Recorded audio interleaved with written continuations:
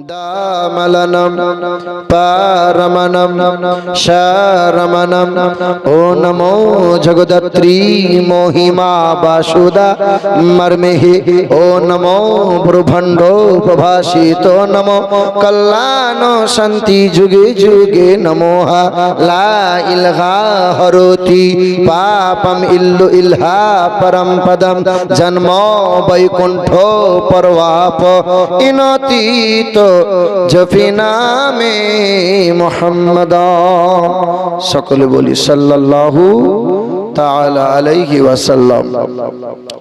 अल्हम्दुलिल्लाह, समस्त प्रशंसा सेई महान मालिकेर जन्य যিনি আমাদেরকে দয়া করে পৃথিবীর সর্বশ্রেষ্ঠ সম্পদ ঈমান দিয়েছেন, পৃথিবীর সর্বশ্রেষ্ঠ নবী দিয়েছেন, সর্বশ্রেষ্ঠ কিতাব দিয়েছেন, আর সর্বশ্রেষ্ঠ ধর্মে মুসলমান করে আমাদেরকে পাঠিয়েছেন। আর মুসলমান করে পাঠিয়ে তিনি দয়া করে মেহেরবানি করে আমাদেরকে ইজ্জতওয়ালা করেছেন। তিনি এক আল্লাহ, যিনি কাল ছিলেন, আজ আছেন, আগামীতেও, বলেন আগামীতেও। আমরা ছিলাম না, আজ আছি, আগামীতে আমরা কেউ থাকবো না। পৃথিবীতে এসেছি আমরা আল্লাহর ইচ্ছায়, আর পৃথিবী থেকে যাব আমরা আল্লাহর ইচ্ছায়। কেউ আমরা ইচ্ছে মতো আসতে পারি নাই। যদি আমরা ইচ্ছে মতো আসতে পারতাম তাহলে এই গরিবের ঘরে আসতাম না, নবাবের বাড়িতে আসতাম। কি বলেন? আর আপনারা নবাবী দেশের লোক, আপনাদের নবাবীটাই আলাদা। পৃথিবীতে এসেছি আমরা আল্লাহর ইচ্ছায়, আর যাব আল্লাহর ইচ্ছায়। আচ্ছা বলেন, বাপ আগে মরবে কারা? বুড়োরা না যুবকরা? বলেন আগে মরবে কারা? আম গাছে অনেক মুকুল এসছে বাপ, সব মুকুল আম আসে নাই। যদিও কিছু আমের গুটি এসছে, এ লাস্টিং করবে শেষ পর্যন্ত কোনো গ্যারান্টি আছে বাবা? গাছের চারা অনেক লাগানো হয়, সব চারা গাছ হয় না। যদিও কিছু গাছ হয় তো সে লাস্টিং পর্যন্ত, মানে শেষ পর্যন্ত টিকবে, এর কোনো গ্যারান্টি নাই। তো কার কখন মরণ হবে এ কথা কিন্তু আমার আপনার কারো জানা। ফিরাউন ১৫০০ বছর বেঁচে ছিল। যে ফিরাউন তরমুজের ব্যবসা করেছিল, ওই ফিরাউন যখন বাদশাহিত্ব পেল, তখন ওই ফিরাউন বলেছিল আমি বড় খোদা, আমাকে কেউ মারতে পারবে না। আল্লাহ বলেছিল নাফরমান, আমি আল্লাহ তোরে চুবিয়ে চুবিয়ে মারবো, তোরে সহজে ছাড়বো না। নমরুদ বলে এক নাফরমান বেঈমান বাদশা ছিল।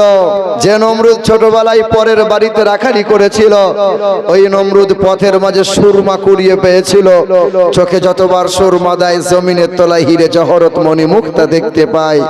ওই নমরুদ বাদশাহিত্ব পেল, ৮০০ বছর জীবন পেয়েছিল। ওই নমরুদ বলেছিল আল্লাহকে মার্ডার করব, কেউ ঠেকাতে পারবে না। আর আমার মালিক আল্লাহ বলেছিল তোরে মশা দিয়ে শায়েস্তা করব, তোরে আমি আল্লাহ ছাড়বো না। জানেন তো আপনারা, সাদ্দাত বলে এক নাফরমান ছিল। যেদিন ভূমিষ্ঠ হয়েছিল ওই দিন মা মারা গেল। ওই বাচ্চা মহাবন্যায় ভেসে গেল, জঙ্গলের কিনারায় ঠেকে গেল। ওই বাচ্চাকে বাঘে করে তুলে নিয়ে গেল। ওই বাচ্চা বাঘের দুধ খেয়ে কয়েক মাস বড় হলো। বাচ্চা জঙ্গলে কান্না করছিল। মাঝি নৌকা নিয়ে নদী পথে যায়, তো বাচ্চার কান্না শুনতে পেয়ে সেই বাচ্চাকে গ্রামে তুলে নিয়ে যায়। বাচ্চা বড় হয়, নাম তার সাদ্দাত হয়। ওই সাদ্দাত বড় হয়ে বুড়ো আঙুল দেখিয়েছিল যে আল্লাহর জান্নাতে আমি সাদ্দাত কখনো যাব না। শখের জান্নাত তৈরি করেছিল। জান্নাতে ঢুকতে গিয়ে মালাকুল মাউত ফেরেশতার সঙ্গে দেখা হলো। সাদ্দাত পা বাড়াবি না, কপালে খারাপই আছে।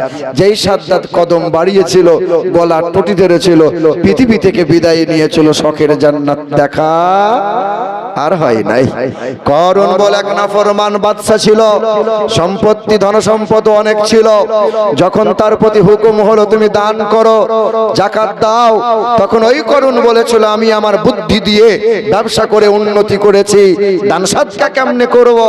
করুনকে আমার মালিক বলেছিল ঠেকা তোর সম্পত্তি। আমার আল্লাহর এমন গজব এসেছিল, ধন সম্পত্তি সহ করুনকে আমার আল্লাহ জিন্দা মাটির তলায় পুঁতে দিয়েছিল। বন্ধু আমার সোনার টুকরো ভাইরা, ফিরাউন এসেছিল আজ নাই, নমরুদ এসেছিল আজ নাই, করুন এসেছিল আজ নাই, আবু জেহেল আবু লাহাব এসেছিল আজ নাই। পৃথিবীতে কোন মা শখ করে বাচ্চার নাম রেখেছে নমরুদ, শুনেছেন আপনারা? কোন বাপ শখ করে নাম রেখেছে ছেলের নাম ফিরাউন, শুনেছেন আপনারা? শোনেন নাই। কিন্তু পৃথিবীতে কত মা কত বাপ তার ছেলের নাম শখ করে রেখেছে।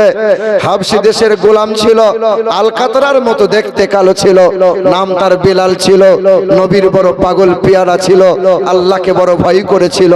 কত মা কত বাপ ওই হাবশি দেশের গোলাম আলকাতরার মতো দেখতে কালো নবীর পেয়ারা বিলালের নাম পৃথিবীর কোনায় কোনায় পাওয়া যায়।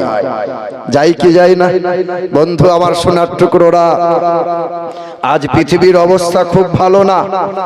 আপনারা দেখছেন চতুর্দিকে যা চলছে, কখনো মসজিদ নিয়ে, কখনো মাদ্রাসা নিয়ে, কখনো মসজিদের মাইক আজান নিয়ে, কখনো কুরবানি নিয়ে, কখনো টুপি নিয়ে, কখনো দাড়ি নিয়ে, কখনো আলিম উলামা নিয়ে, কখনো এই যে মাদ্রাসা পড়ুয়াদের নিয়ে একের পর এক হস্তক্ষেপ চলছে, আক্রমণ চলছে চতুর্দিকে। বন্ধু আমার সোনার টুকরোরা, পৃথিবীর জমিনে একমাত্র মুসলমান আমরা যারা সম্প্রীতি মানবতা আজও বজায় রেখেছে, আগামীতেও বজায় রাখবো ইনশাআল্লাহ। পৃথিবীর জমিনে যে সমস্ত অমুসলিমরা কলেমা পড়ে ধীরে ধীরে মুসলমান হয়েছে, যারা একমাত্র মানবতা ভালোবাসা পেয়েছে বলি ধীরে ধীরে কালেমা পড়ে মুসলমান হয়েছে, তারা এই তো কয়েকদিন এখনো চলছে। তারা বলছে মাদ্রাসাগুলো বন্ধ করে দিতে হবে। মাদ্রাসায় পড়ে কি ছেলেরা উকিল হয়? মাদ্রাসায় পড়ে কি ছেলেরা ইঞ্জিনিয়ার হয়? মাদ্রাসায় পড়ে কি ছেলেরা বিটেক করতে পায়? মাদ্রাসায় পড়ে কি ছেলেরা মাস্টার ডাক্তার হয়? বন্ধু আমার সোনার টুকরোরা, এই মাদ্রাসায় পড়াশোনা করেছিল ভারতের প্রথম রাষ্ট্রপতি ছিল যে ডক্টর রাজেন্দ্র প্রসাদ ছিল তার নাম। মাদ্রাসায় লেখাপড়া করেছিল, প্রাথমিক শিক্ষা মাদ্রাসায় ছিল। সতীদাহ প্রথা উচ্ছেদ করেছিল রাজা রামমোহন রায়। প্রাথমিক শিক্ষা পাটনার এক মাদ্রাসায় লেখাপড়া করে উর্দু আরবি ভাষায় শিক্ষিত হয়েছিল। আবুল কালাম আজাদ ভারতের প্রথম শিক্ষামন্ত্রী ছিল ও সংগ্রামী ব্যক্তি ছিলেন। আবুল কালাম আজাদ মাদ্রাসায় লেখাপড়ে শিক্ষায় শিক্ষিত হয়েছিল। শিখ ধর্মের মানুষ যারা, তাদের গুরু নানক হচ্ছে, তাদের ধর্মগুরুর নাম হচ্ছে গুরু নানক। যে গুরু নানক প্রাথমিক শিক্ষা উর্দু ফার্সি ভাষা এই মাদ্রাসায় পড়ে লেখাপড়া করেছিল। ভারতের জমিনে যত মাদ্রাসা আছে, মাদ্রাসায় পড়ে হয়তো ডাক্তার হয় না, মাদ্রাসায় পড়ে হয়তো সবাই মাস্টার হয় না, মাদ্রাসায় পড়ে হয়তো সবাই উকিল হয় না, মাদ্রাসায় পড়ে হয়তো সবাই বিএড ডিএড করতে পারে না, মাদ্রাসায় পড়ে হয়তো সবাই ইঞ্জিনিয়ার হতে পারে না, তবে মাদ্রাসায় পড়ে ছেলে মানুষের মতো মানুষ তৈরি হয়। পৃথিবীর কোন মায়ের লাল যত মাস্টার আছে ডাক্তার আছে, অধিকাংশই নিজের বাপ মাকে খেতে পড়তে দেয় না। পৃথিবীর শিক্ষায় বিদ্যাধারী শিক্ষার মানুষেরা দাবি করছে যারা, যে আমরা মাস্টার, আমরা উচ্চ শিক্ষায় শিক্ষিত। আপনি খবর নিয়ে দেখেন, সুদের কারবার করছে তারা, লটারি কাটছে তারা, জুয়ার আসরে বসছে তারা, মদ পান করছে তারা। কোন মায়ের লাল বলতে পারবে না যে মাদ্রাসার এই সন্তান তালবে ইলম ছিল, একদিন মাদ্রাসায় লেখাপড়া করেছে, আজ মাওলানা হয়েছে, আজ হাফেজ হয়েছে, তার বাপ মাকে ঘর থেকে বার করে দিয়েছে। আছে আপনার এলাকায়? দেখাতে পারবেন আপনি যে একজন ওলামা, একজন হাফেজ, একজন আলিম সে বাজারে গিয়ে লটারি কাটছে? একজন হাফেজ, একজন আলিম, একজন মাদ্রাসার পড়ুয়া সে সুদের কারবার করছে, সে মদ পান করছে, সে নিজের ভাইয়ের হক মেরে নিয়েছে। কিন্তু কত উচ্চ শিক্ষায় শিক্ষিত তারা, মাদ্রাসায় পড়ে নাই কখনো, তারা নিজের বাপ মাকে ঘর থেকে বার করে বৃদ্ধাশ্রমে রেখে দিয়েছে। হচ্ছে না বাপ? দেখছেন না আপনারা? মুসলমান ভাইরা আমার, আমার নওজোয়ান তরুণেরা খুব ভালো করে শুনবেন। আল্লাহ রাসূল সাল্লাল্লাহু আলাইহি সাল্লাম মদিনা শহরে মাগরিবের নামাজ পড়েছেন মসজিদের নববীতে। নবী আমার মাগরিবের নামাজ পড়ে সাহাবাদেরকে সঙ্গে নিয়ে মসজিদ থেকে একে একে বার হচ্ছেন। নবীর নজরে পড়েছে, নবী আমার দেখছেন কয়েকজন ব্যক্তি দাঁড়িয়ে আছে। নবী জিজ্ঞাসা করছেন, বাবা তোমরা কারা? বলে আমরা ও মুসলিম, খ্রিস্টান, কেউ বলে আমরা নাসারা, কেউ বলে আমি সূর্য পূজা করি, কেউ বলে আমি পাথর পূজা করি। নবী বলছেন, আমি জাতপাতের কথা জিজ্ঞাসা জিজ্ঞাসা করি নাই বাবা, আসলে তোমরা কি কারণে এসেছো বাবা? তো বলে ইয়া রাসূলুল্লাহ, আমরা বিদেশ থেকে পেটের দায়ে ব্যবসা করতে এসেছি। আল্লাহ রাসূল সাল্লাল্লাহু আলাইহি সাল্লাম বললেন, তোমরা ব্যবসা করতে এসেছো, সন্ধ্যা ঘনিয়ে গেছে, তোমরা যদি এই সময় তোমরা বাড়ির পথ ধরে তোমরা বাড়ি চলে যেতে পারো, রাত পথের মাঝে রাতের অন্ধকারে হয়তো আক্রমণ হতে পারে, তোমরা এই একটা কাজ করো, মদিনায় রাত কাটাইয়ে সকালবেলায় উঠে তোমরা বাড়ি যেও। নবী আমার বলছেন, আমার সাহাবায়ে কেরামগণ, এক একজনকে দায়িত্ব করে বাড়ি নিয়ে যাও, পেট ভরে খাবার খাওয়াও, আরামের জায়গা করে দাও। সাহাবারা এক একজনকে দায়িত্ব করে নিলেন, কিন্তু একজন মোটা মানুষ, তাকে কেউ নেয় না। নবী জিজ্ঞাসা করছেন, একে নাও না কেন? বলে ইয়া রাসূলুল্লাহ, এই ব্যক্তিকে জানি আমরা, এ পরের পেলে এত খায় যে হাঁড়ি খালি করে দেয়।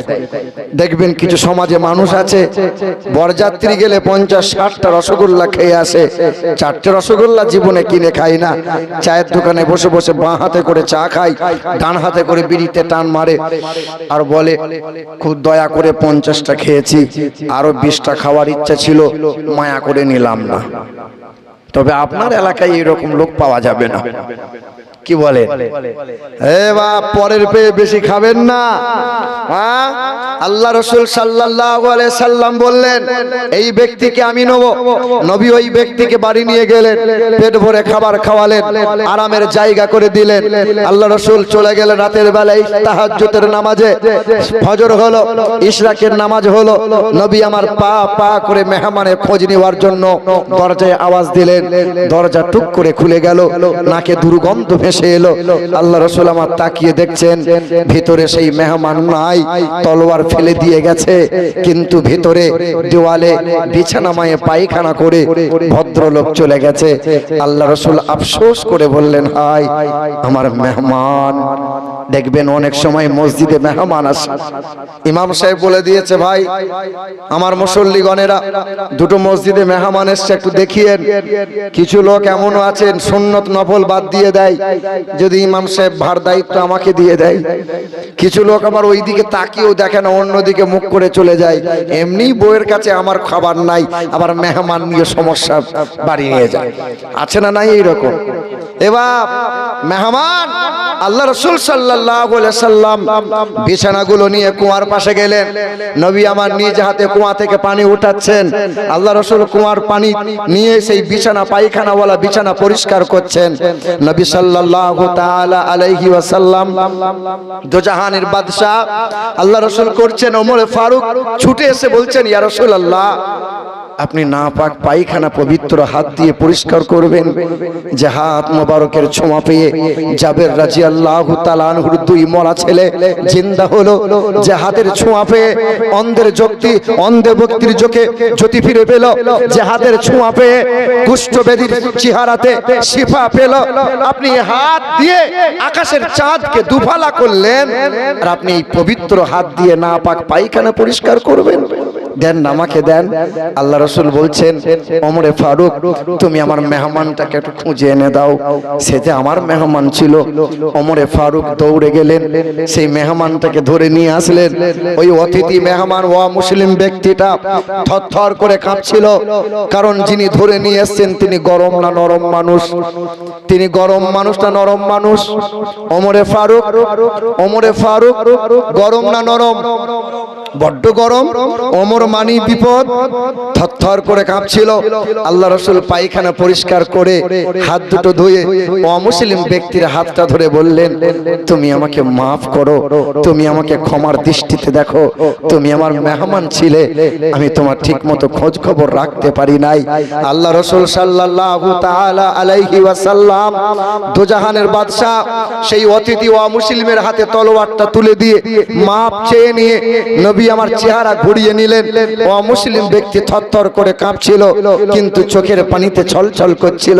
আল্লাহর নবীর কাছে ছুটে এসে নবীর কদমটা বুকের মধ্যে আঁকড়ে নিয়ে বলল, ইয়া রাসূলুল্লাহ, আপনি আমাকে বাড়ি যেতে বলিয়েন না, আমি আপনার কদমের তলায় জায়গা নিতে চাই। পৃথিবীর দুশমনরা বলে মুহাম্মদ জাদুকর, পৃথিবীর দুশমনরা বলে মুহাম্মদ পাগল, পৃথিবীর জালিমরা বলে মুহাম্মদ জাদুকর, মুহাম্মদ নাদান, মুহাম্মদ পাগল। পাগল, মোহাম্মদ কবি না, ইয়া রাসূলুল্লাহ না, আপনি বিশ্বের মহান নেতা, মানবতার বন্ধু, মানব জাতির কল্যাণকর্তা, আপনি আমাকে কালেমা পড়ে মুসলমান বানিয়ে দেন।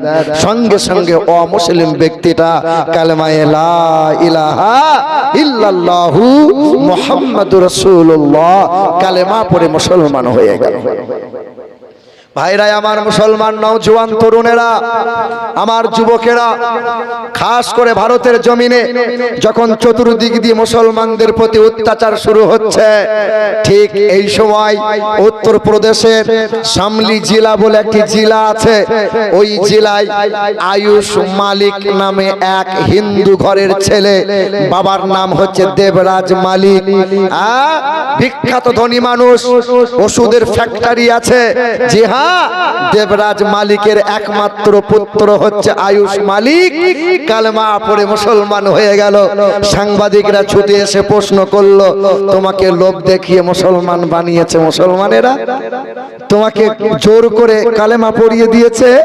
তো আয়ুষ মালিক বলে, না না, আমি 2012 সাল থেকে ইসলামিক ওয়াজ শুনছি, আমি কোরআন ও হাদিস নিয়ে রিসার্চ করছি। পৃথিবীর জমিনে মুসলমানদের প্রতি চতুর্দিকে যখন অত্যাচার হয়, তখন আমার নাম ছিল আয়ুষ মালিক, আমার হৃদয়ে নাড়া দিল, আমি সঙ্গে সঙ্গে কালেমা পড়ে মুসলমান হলাম, নাম পাল্টে নাম রেখে দিলাম মোহাম্মদ আলী। জোরে বলা যাবে না সুবহানাল্লাহ? হ্যাঁ ভাইরা আমার, আমার নওজোয়ান তরুণেরা শুনে থাকবেন আপনারা, মক্কা শহরে এক মহিলা ছিল, যে মহিলা খবর পেয়েছে মোহাম্মদ কালকে আসবে, আর মোহাম্মদ যদি কালকে আসে তাহলে আমাকে কালেমা পড়ে মুসলমান বানিয়ে দেবে, তার থেকে আজকে আমি কম্বল গুটিয়ে নিয়ে পালাই। শোনেননি আপনারা? মক্কা মরুর তপ্ত পথে চলছিল এক বৃদ্ধা জন, মস্ত বোঝা মাথায় ছিল, কাঁপছিল তার দুই চরণ।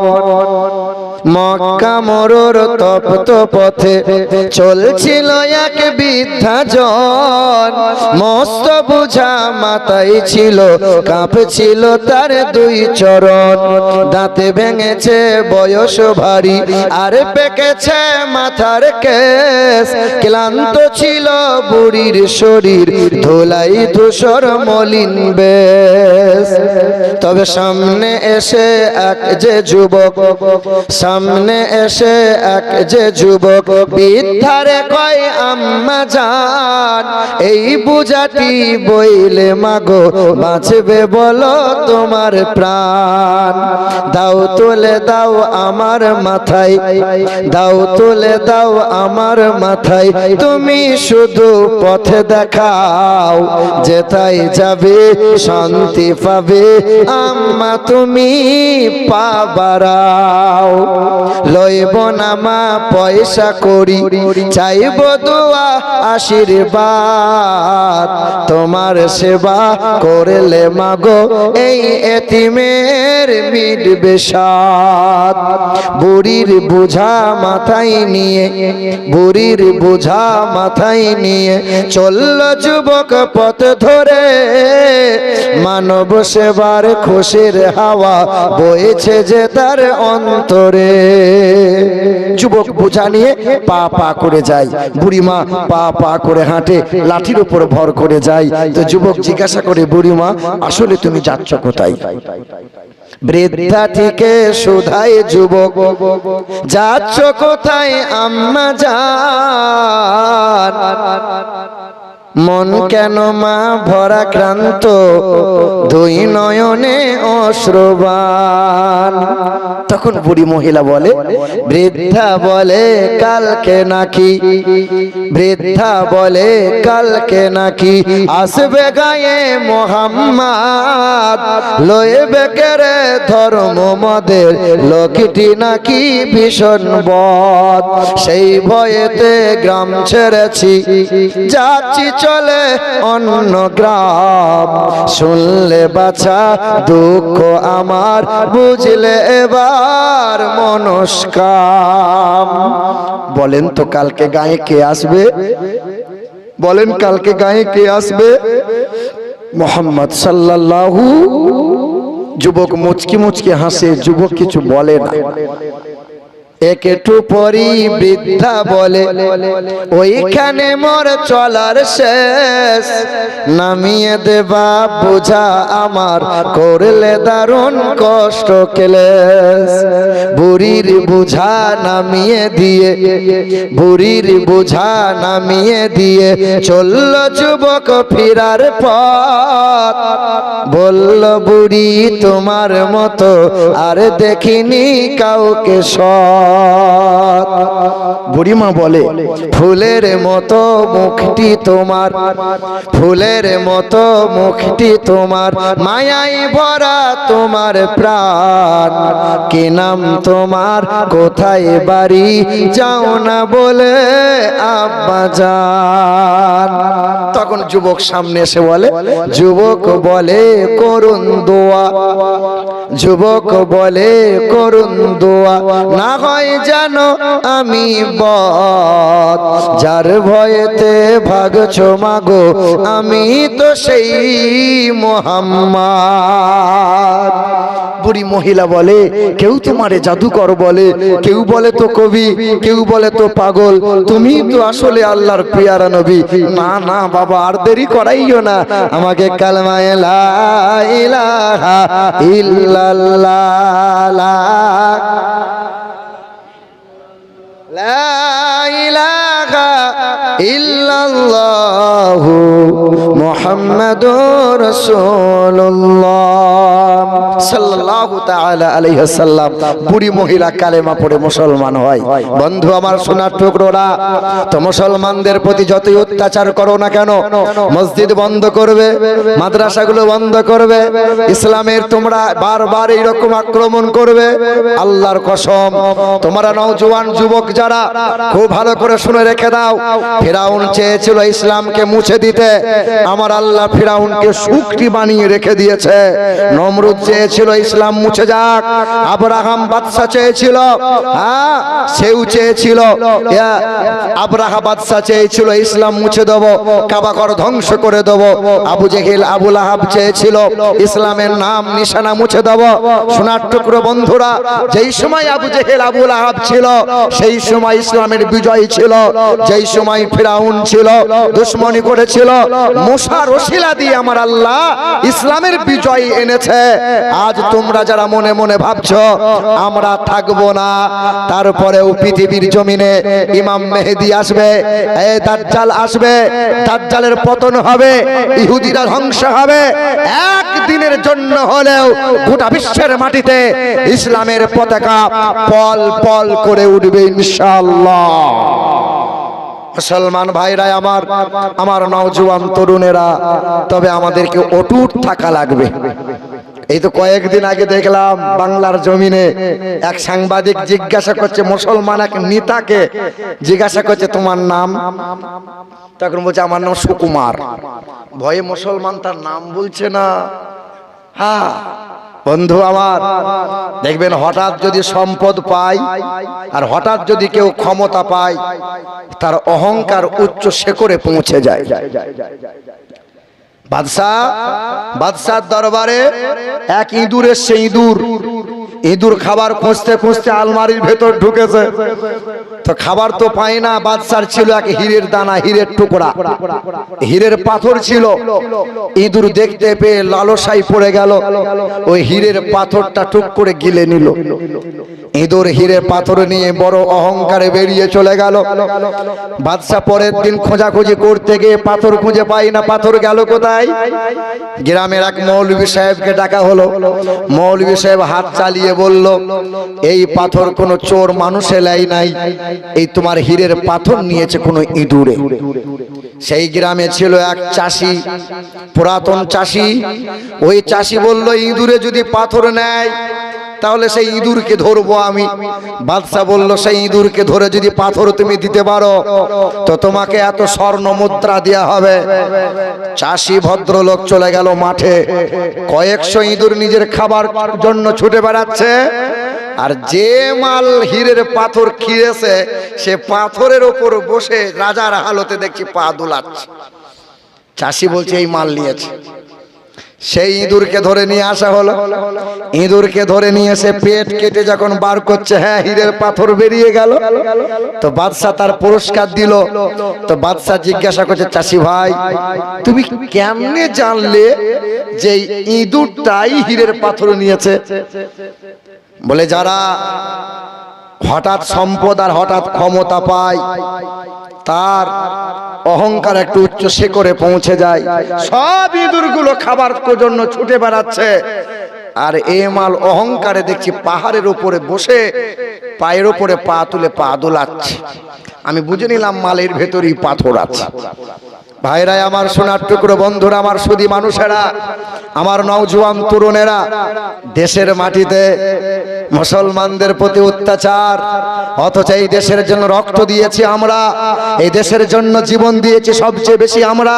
এখনো ইন্ডিয়া গেটে মোটা মোটা করে লেখা আছে স্বাধীনতা সংগ্রামীদের নাম, 92,000 ব্যক্তিগণের নাম লেখা আছে। লেখা আছে 92,000 হিন্দু, খ্রিস্টান, বৌদ্ধ, জৈন, সাঁওতালরা দেশের জন্য রক্ত জীবন দিল।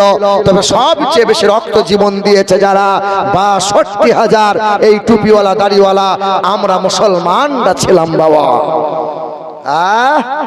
হজমুল্লাহ শুনেছেন? হজমুল্লাহ, এই ছোট ছেলেরা খায় না হজমুল্লাহ। এই কদিন আগে এক নেতা বলছে সব নাম তো বাদ দেওয়া হলো, হজমুল্লার নামটা বাদ দিতে হবে। বলে কেন? বলে ওখানে মুসলমানদের দুটো নাম ঢোকা আছে, এক হলো হজ আর দ্বিতীয় হলো মোল্লা। কথা বুঝতে পারছেন না? আর কত কি হবেন বেঁচে থাকলে দেখতে পাবেন। এ বাবা, দেশটা নয় তো কারো বাপের ভিটা, করিবে মন চাহিলি যখন যেটা। দেশটা নয় তো কারো বাপের ভিটা, করিবে মন চাহিলি যখন যেটা। দেশটা লক্ষ মায়ের ইজ্জতেরই দামে কেনা, মাটিতে মিশে আছে লাখ শহীদের রক্ত কোনা।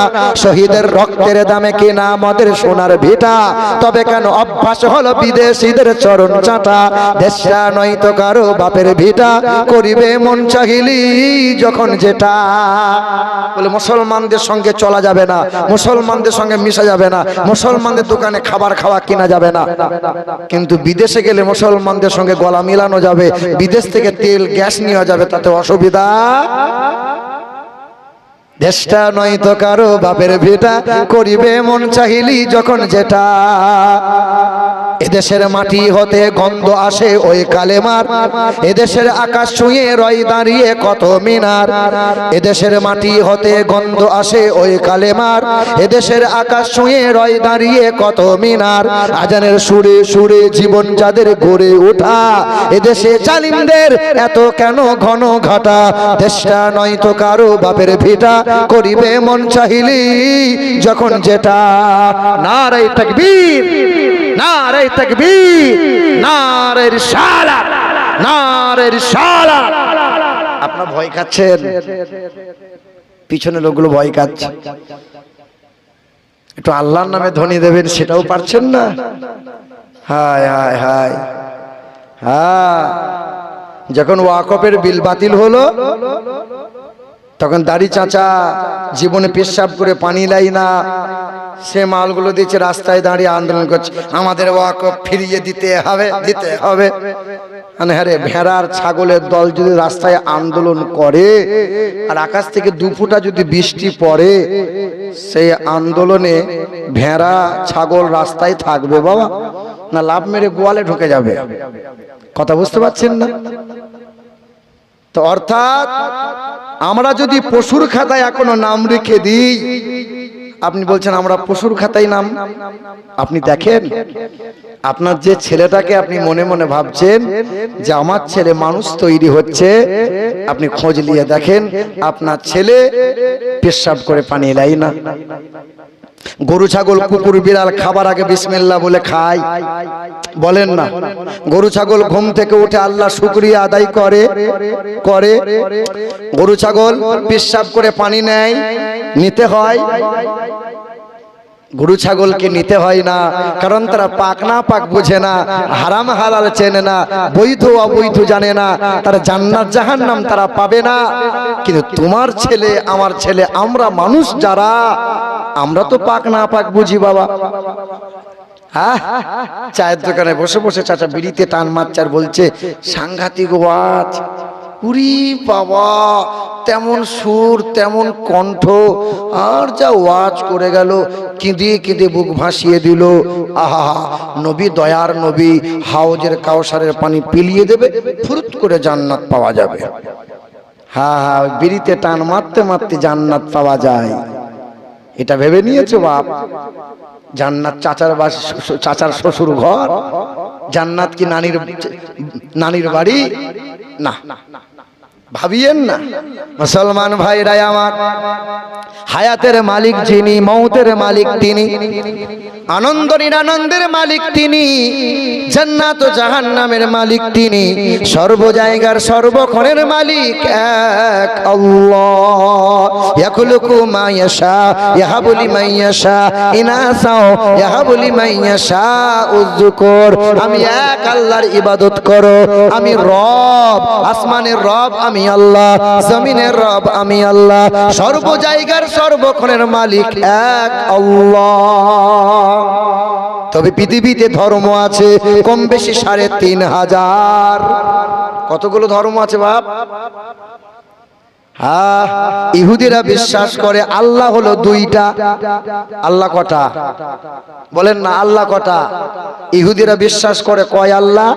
কোরআনে আল্লাহ জানাইলেন আসমানের মালিক, জমিনের মালিক। ইহুদিরা বিশ্বাস করে দুই আল্লাহ। ওয়াকালাতিল ইয়াহুদ উযাইর ইবনুল্লাহ।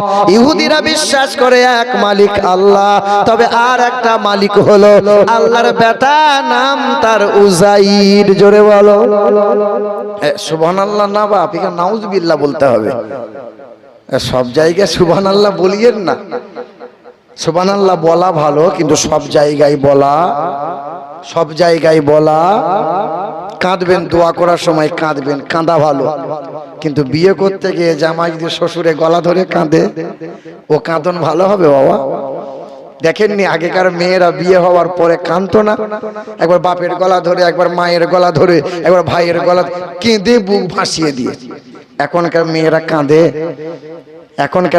কাঁদে? কাঁদবে কি করে? সব তো মোবাইলে সেটিং হয়ে আছে। এ বিয়ে করতে এসছে, মেয়ে ফোন করে বলছে তুমি বিয়ে করতে এসছো, তুমি তো জানো না, তুমি তো একবারই বিয়ে করছো, তুমি যেন মসজিদে নামাজ পড়িও। জীবনে নামাজ পড়ে না। ও জিজ্ঞেস করছে ভাই মসজিদটা কোন দিকে? বলে ওই দেখো। ছুটে গিয়ে উত্তর দিকে মুখ করে আল্লাহু আকবার। কি ব্যাপার? বল ১.৫ রাকাত চালিয়ে দিলাম নামাজ।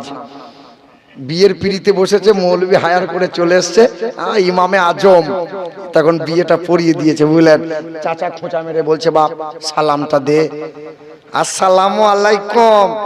শাশুড়ি তখন উকি মেরে দেখে সাংঘাতিক জামাই, যেমন পাঞ্জাবি তেমন টুপি তেমন সালামের বাহার, এ নিশ্চয়ই আল্লাহর ওলি। ৩ দিন পর যখন শ্বশুর বাড়ি বেড়াতে এসছে, শাশুড়ি জিজ্ঞাসা করছে হ্যাঁ মামা জামাই কই? বলে ওই দেখো আন্ডার প্যান্ট পরে ঘুরে বেড়াচ্ছে। তো সেদিন তো ভেবেছিলাম আল্লাহর ওলি, ইবলিসের খালাতো ভাই। ও আল্লাহর ওলি? এবার এখনকার মেয়েরা কাঁদে না। তো যখন বিয়ে হয়ে গেছে, মেয়েটা যখন কাঁদছে, তো দেখা দেখিতে জামাইও কাঁদে। তো বন্ধুগুলো জিজ্ঞেস করছে হ্যাঁ এই কাঁদছিস কেন? মান সম্মান ডুবাবি? বলে আমার বউ কাঁদে। বলে বউ কাঁদে, তুই কেন কাঁদছিস? বলে না আমার বউ কাঁদে। বলে একদিনে এত পীড়িত? বউ কাঁদে বলে তুই কাঁদিস? আরে বউ কাঁদছে, বাপ মা ছেড়ে চলে যাচ্ছে বলে, তুই কেন কাঁদছিস? বলে দেখ, বউ কাঁদছে বাপ মা ছেড়ে চলে যাচ্ছে বলে, আর যে বউ আমি নিয়ে যাচ্ছি ২-৪ মাস পরে আমাকেও বাপ মা ছাড়তে হবে, ওই জন্য বউয়ের সঙ্গে এখন কেঁদে নিচ্ছি। কাঁদা ভালো, সব জায়গায় কাঁদা। ভাষা বুঝতে পারছেন না বলেন? আপনারা মুর্শিদাবাদের লোক, আপনাদের ভাষা আলাদা, আপনাদের ভাষাতে সুর আছে। আমার বর্ধমান ভাষা খুব কড়া ভাষা। এখানকার লোক যখন আমাদের বর্ধমান জেলায় যায়, তা আমরা বলি ভাই একটু ভাটালি সুরে গান শুনিয়ে দেন তো।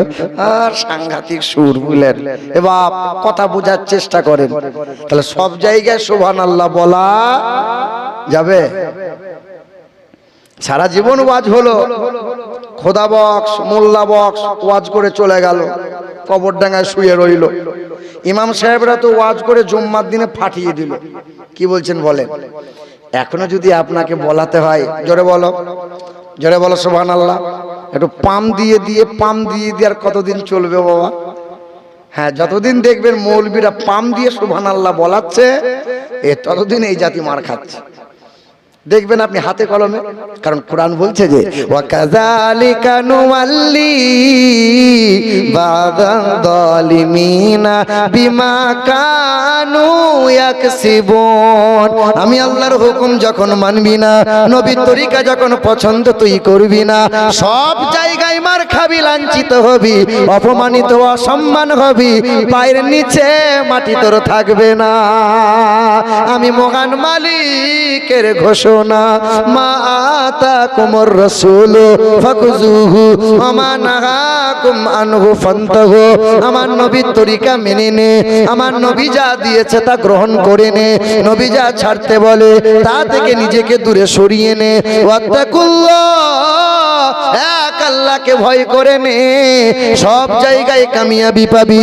মাথা উঁচু করে বাঁচবি রে বান্দা, কেউ তারে মারতে পারবে না, কেউ তারে বেইজ্জতি করতে পারবে না, কেউ তোমারে কষ্ট দিতে পারবে না। সংসারে শান্তি পাবে, দুনিয়াতে শান্তি পাবে, মাথা উঁচু করে বাঁচবে, পরকালে হাসতে হাসতে জান্নাতি হবে। যখন আমার নবীর তরিকা পছন্দ হবে না, মাথায় টুপি দিতে ভালো লাগবে না, গালে দাড়ি দিতে লম্বা দাড়ি রাখতে ভালো লাগবে না, নবীর পোশাক পরতে ভালো লাগবে না, নামাজ পড়তে ভালো লাগবে না, আল্লাহ বলতে ভালো লাগবে না, নবীর তরিকায় চলতে ভালো লাগবে না, সুদ থেকে নিজেকে বাঁচাতে যখন পারবি না, আর জমির আল কাটা থেকে যখন নিজেকে দূরে রাখতে পারবি না, সব জায়গায় মার খেতে হবে, বেঈমানের হাতে ক্ষমতা যাবে, মুসলমান লাঞ্ছিত হবে।